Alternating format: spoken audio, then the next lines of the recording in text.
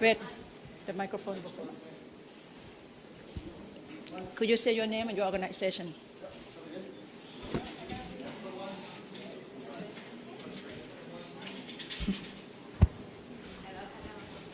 Is it okay? Hello, nice to meet you. I'm from Hong Kong TV News Channel. I'm Cecilia Kwok Wing Si. Nice to meet you, Aung San Suu Kyi. Actually, you have been fighting for democracy and freedom of people for many years. What are your advice to Hong Kong people for those who are striving for democracy in Hong Kong? And secondly, do you think that Hong Kong people are losing their freedom and democracy under the one country, two system policy? Thank you. I think if people really want freedom and democracy, they get it. I've always believed that people always get what they really want. Though, mind you, when they find it, it might not be quite what they expected. But we have to believe in what we are doing if we are to succeed. So the first requirement is that the people of Hong Kong should know what they really want and believe in it. If they believe in it, they'll get it. It's very simple. But of course, that means a lot of hard work. Hello, I'm Amrita Chima, Deutsche Welle Television from Germany. Great to see you looking so well after 1 year coming out of your isolation. My question is, you said that you want to stand for president in the next elections, but the constitution needs to be amended. What steps are required to amend the constitution? How hopeful are you that it will be done? Well, I'm told that this is the most difficult constitution in the world to amend. First of all, it has to be it's not all the points in the Constitution, but the major ones. If you want to change them, more than 75% of the members of both legislatures have to vote for it. And that's not the end of the story. And then it has to be put to a referendum, and it has to be approved by more than 50% of those who are those who are eligible to vote. So that's a very difficult process. Don't forget that 25% of the members of both legislatures are military appointees, unelected military appointees. So in order to get more than 75%, first of all the civilian seats will have to be filled, and all the civilian representatives would have to agree that they want to amend the Constitution. And then, as I keep saying, at least one brave soldier must say, I will side with the civilian representative. So it's very, very difficult, but it's not impossible. And I think it was in an RAF outfit somewhere I heard that during the Second World War they had a motto, which was, we do the impossible every day, miracles take a little longer. The question's right there first, and then... Jojo Dane from Voice of America, Burmese Service, and Dimawa.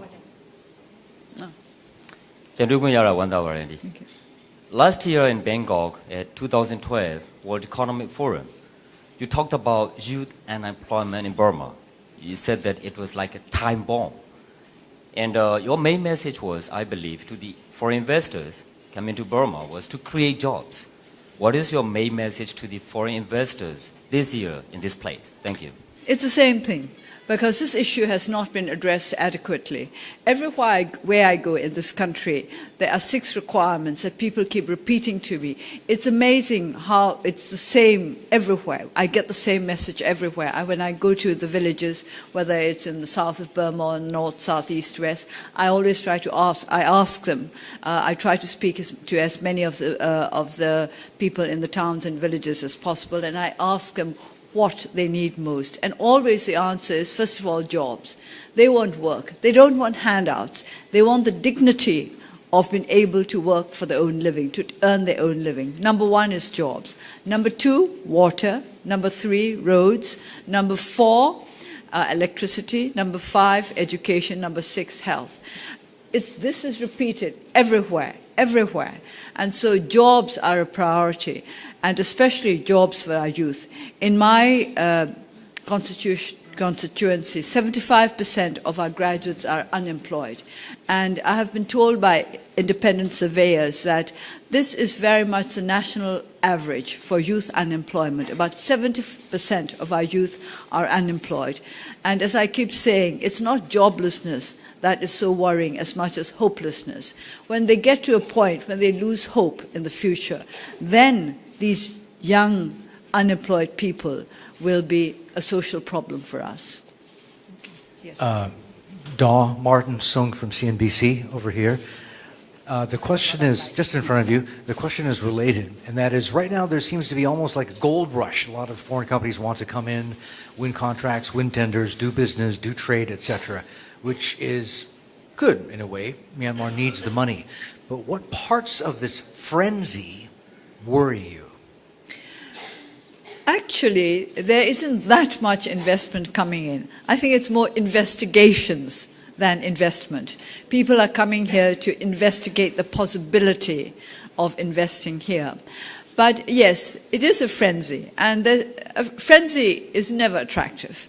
I keep saying cautious optimism, and something that I'm a wet blanket because I talk about cautious optimism.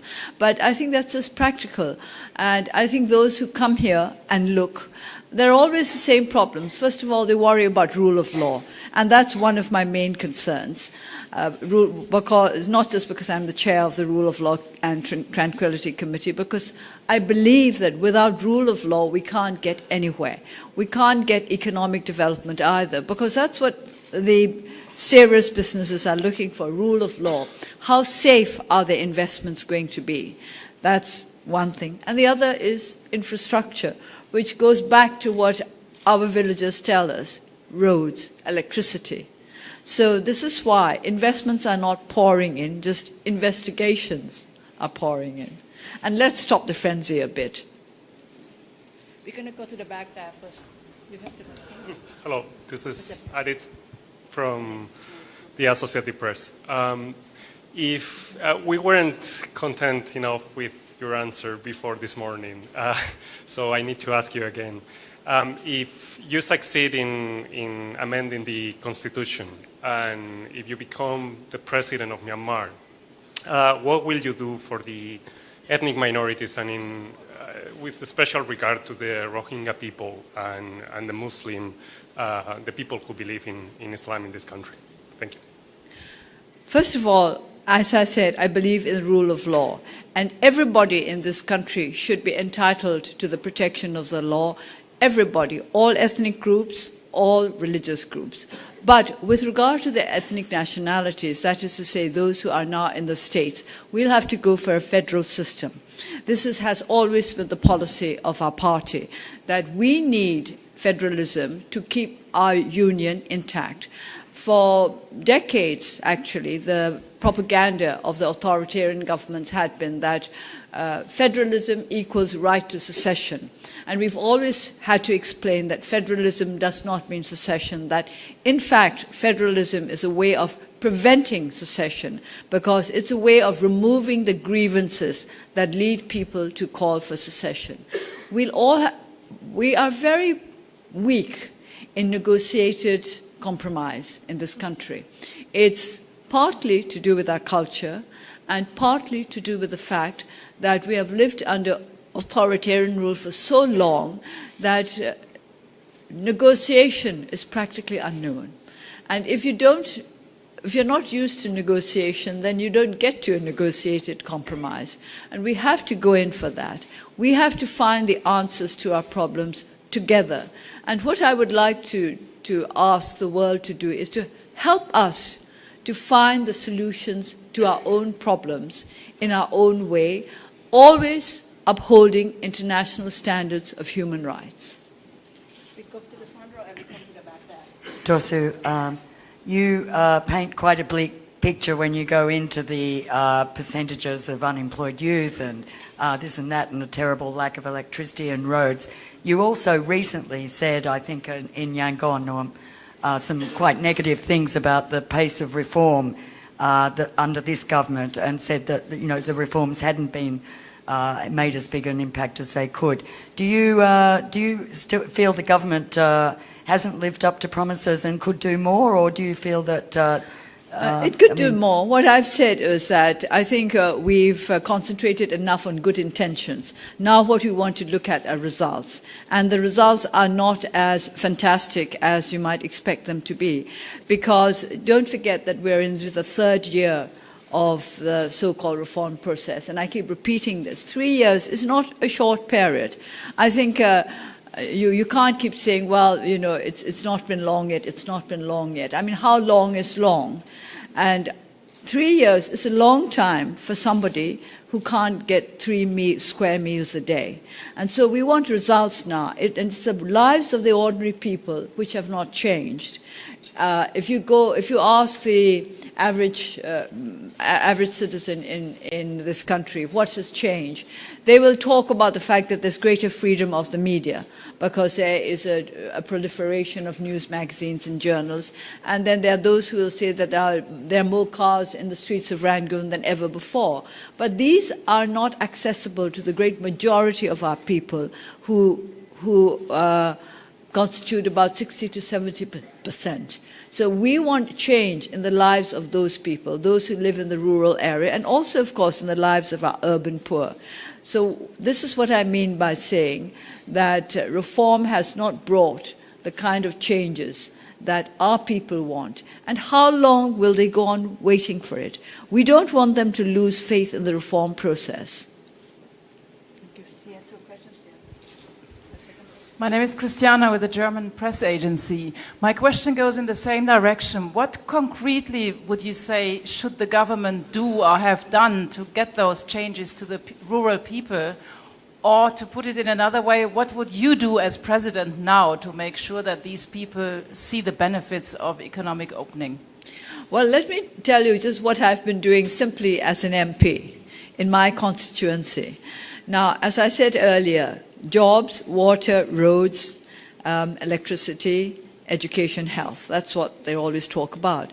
And the most difficult thing of all is the first one, jobs. Job creation. This is why when I talk to business people, I always try to encourage them to engage in the kind of investment that will create jobs. As you all know, the extractive industries do not create too many jobs. They are not strong on jobs, but Burma is strong on extractive industries. So we have this problem to deal with. I can't create as many jobs as I want in my constituency. So I go for what I can do. The first thing I went for was water, because that was the easiest, and yet this was a great need. And as soon as I was elected, I started arranging for wells to be dug. It's as simple as all that. And yet Burma is supposed to be the country in Southeast Asia with the greatest water resources. And we don't have enough water. And then I went about roads, because this was again a possibility. So what I would like the government to do is, first of all, to target the greatest needs of our people, our country, and then see what can be done first, and then go about it. I've often made the complaint that there's no structure to the reform process. We are not aware of a government policy with regard to the reform process, how they're going to go about it, what their priorities are, and what the sequencing is going to be. So that is what I would like to see. Priorities, sequencing, targeting the most urgent needs of the country.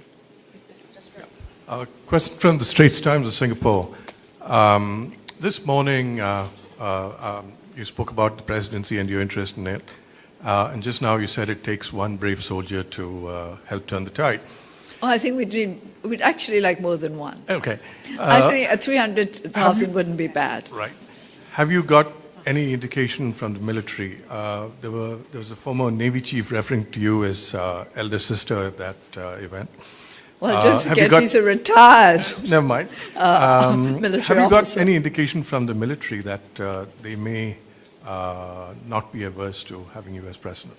No, I've had no direct indication of any kind like that from the military, but I do believe that members of the military are as keen as civilians to promote development and growth in our country, because they know our country is poor. And don't forget that the majority of our soldiers are not wealthy either.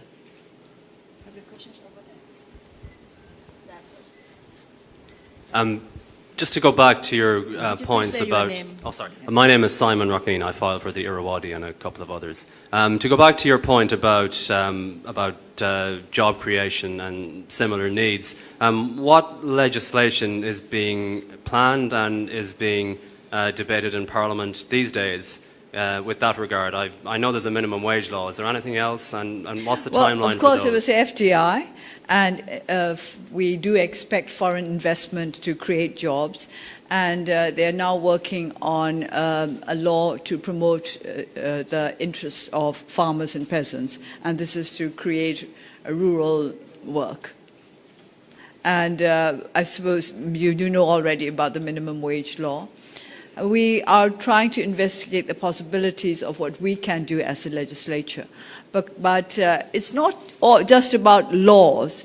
It's also about making sure that these laws are observed and implemented, which goes back to rule of law. And what I personally want to do in the legislature is to make sure that the judiciary becomes independent and clean. Thomas. Thank you, Andy. I'm from Skynet. Andy, please, right. That's me. You're right. You're right. Oh, right corner, right. Okay. Yes, thank you. We all know that you are very emphasizing you also the poverty reduction. And the question is that we would like to know your ideas of the poverty reduction of Myanmar. Thank you. Reducing poverty in Myanmar means reducing the poverty of the people in our rural areas. Because as I think, I'm sure this statistic has been drummed into your head every half an hour since yesterday, nearly 70% of our population live in the rural area. So Burma is basically an agriculture country. And because of that, if we want to reduce poverty, we have to look to our rural population. So it's our agricultural policy.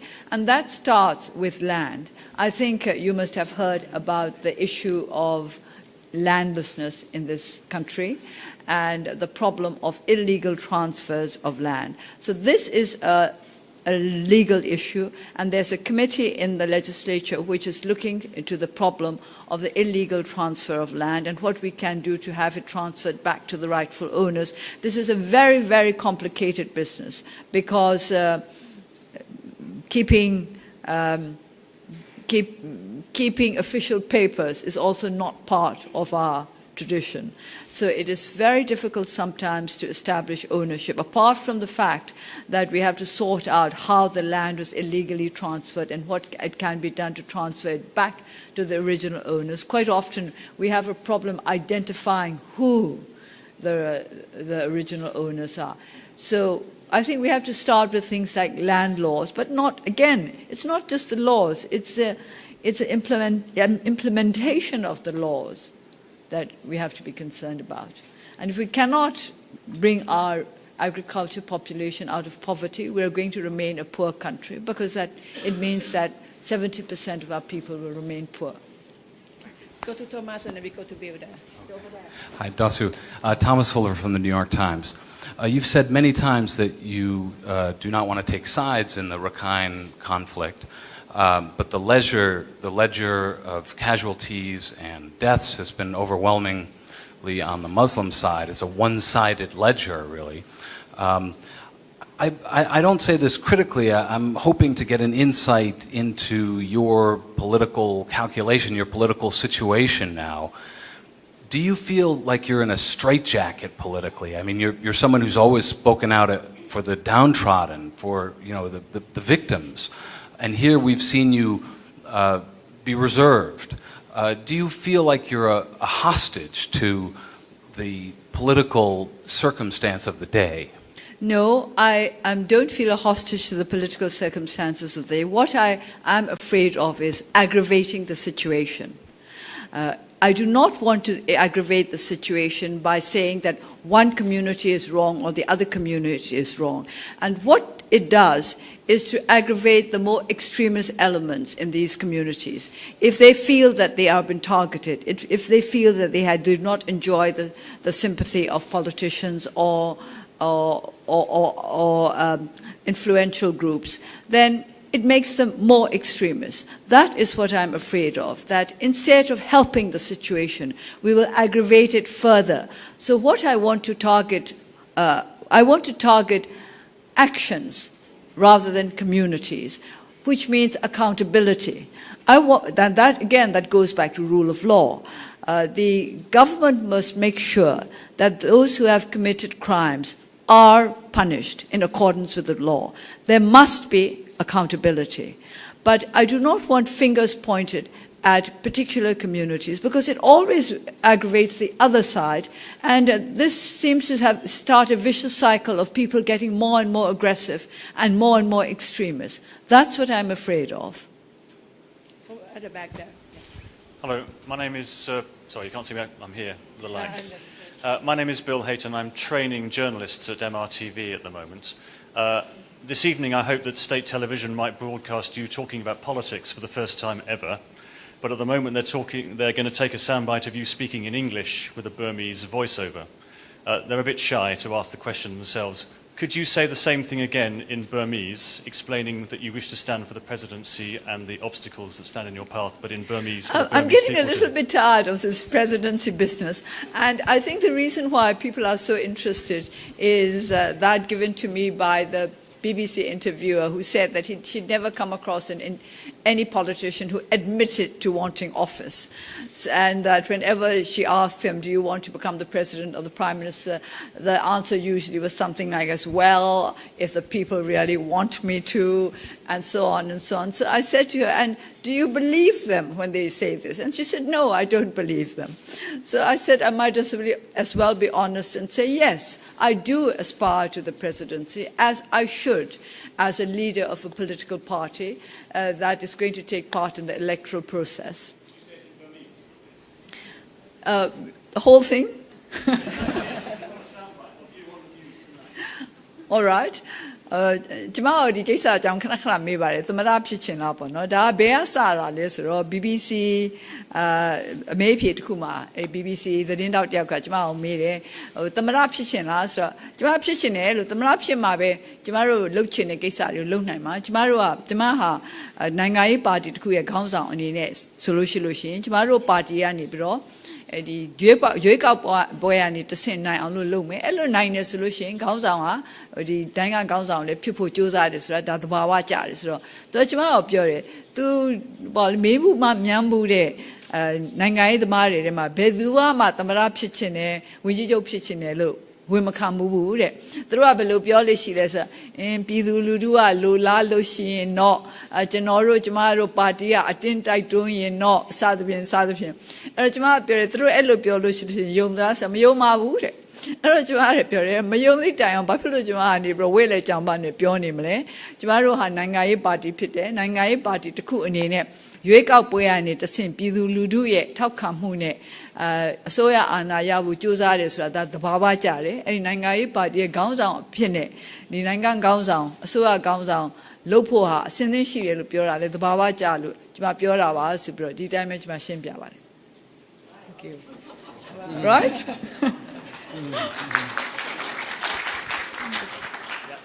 Tim McLaughlin from the Myanmar Times. I just wanted to get your reaction to criticisms that President Thein Sein has used the release of political prisoners as a PR tool, generally coming before or after major political events.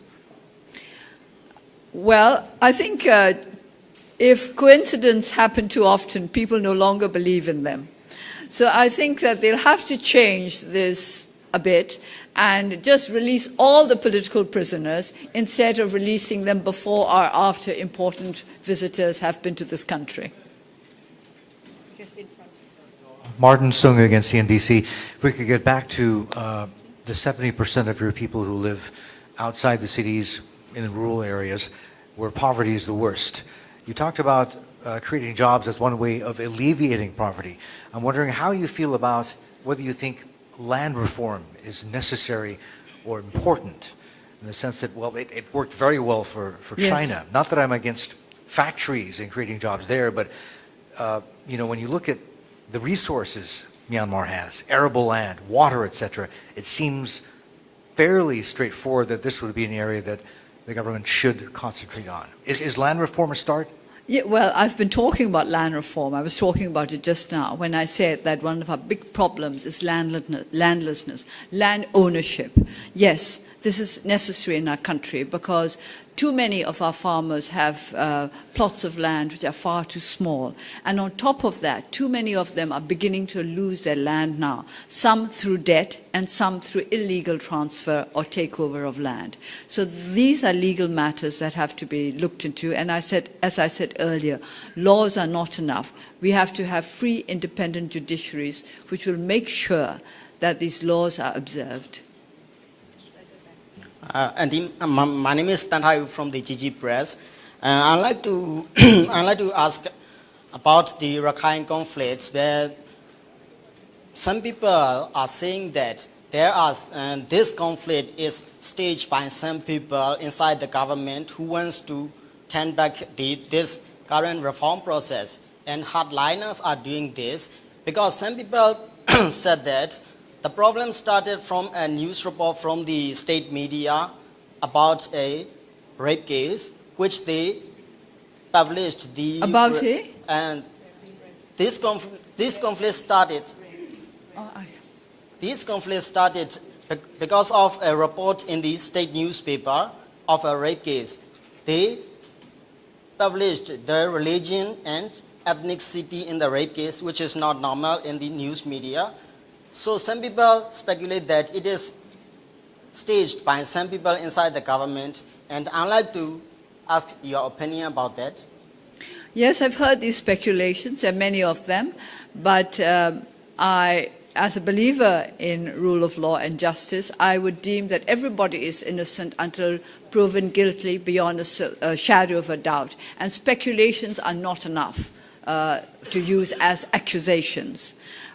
There are always speculations when these kind of incidents emerge, but I do not think that we should go around accusing people of conspiracies, because this could be very destabilizing for our country, which is not to say that conspiracies do not exist. Sometimes conspiracies do exist, and people talk about them, people speculate.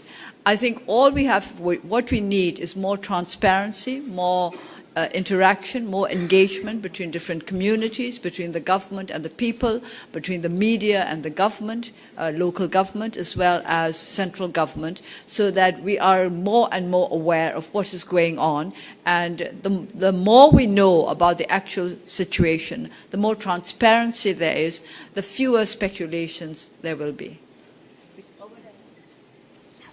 Hi, my name is Nati. I'm from Nation, Thailand. Two quick questions. The first one is, Myanmar has both political and economic problems. If you were the president, which one would be your main focus? And the second the second question would be, by the time of the next election, you would be 70, if I'm correct, and you are a national democracy icon. Have you ever thought about Myanmar without Aung San Suu Kyi? What would it be like? Thank you. To answer the first question, I do not think you can separate the two. You really cannot divorce political development from economic development. In fact, there are those who say that economic growth and development are a result of political change and not something that is separate. So I think these have to go in tandem, and you have to find the right mix. Burma has existed very well without me in the past, and I'm sure it will go on existing well without me in the future when the time comes. We're almost running out of time. We'll take a few more questions. The one at the back. Hello, Dorsu. Kelly McNamara from AFP. Hello. Sorry, I'm hidden behind a couple of cameras. Hi. Yes. Talking about youth unemployment, as you go into the election in 2015, what are you going to do to refresh your party? I mean, there's often been a criticism that certainly the higher echelons are dominated by a kind of old guard. Are you looking to kind of regenerate the party in any way? We have a lot of younger people at the township level, at the village level, and even in our central committee. It's true that we do not have enough young people in the Central Executive Committee, and this is because we need to build up the capacity of our young people. I think I can say quite openly that the younger people, the younger generations in Burma are less well educated than the older generation, and it's through no fault of their own. It's because of 50 years of a very bad education system. I am told that one survey found that Burma is one of the very, very few countries in the world where the young people are less well educated than those 20 years ago. And certainly they are less well educated than those 50 years ago when we had a very, very sound education system. So it is taking us some time to build up the capacity of our young people. But that's not the problem of the NLD alone. People talk as though it were the problem of the NLD alone. It's a national problem. We need to build up the capacity of our young people throughout the nation because of those years of a bad education system. One final question over there. Andy Minglawa, I'm Daw Aung from 70 News. I'd just like to ask, under President Daw Suu Kyi, what will the cabinet look like and whether your government will be liberal, Labour or Conservative? I would not like to talk about my government now when it has not even been decided that the Constitution will be amended to make way for me to go up to the presidency. But I believe basically in liberal politics, which means that we are not dogmatic and that we do not think of our party as the most important element in politics. It's the people who should be the most important element in politics, and it will be the consideration of what is best for our people which would decide what kind of government we would try to shape. Thank you very much, Daw Aung San Suu Kyi. It's an honor for us, all of us. Thank you. Thank you all very much. Thank you.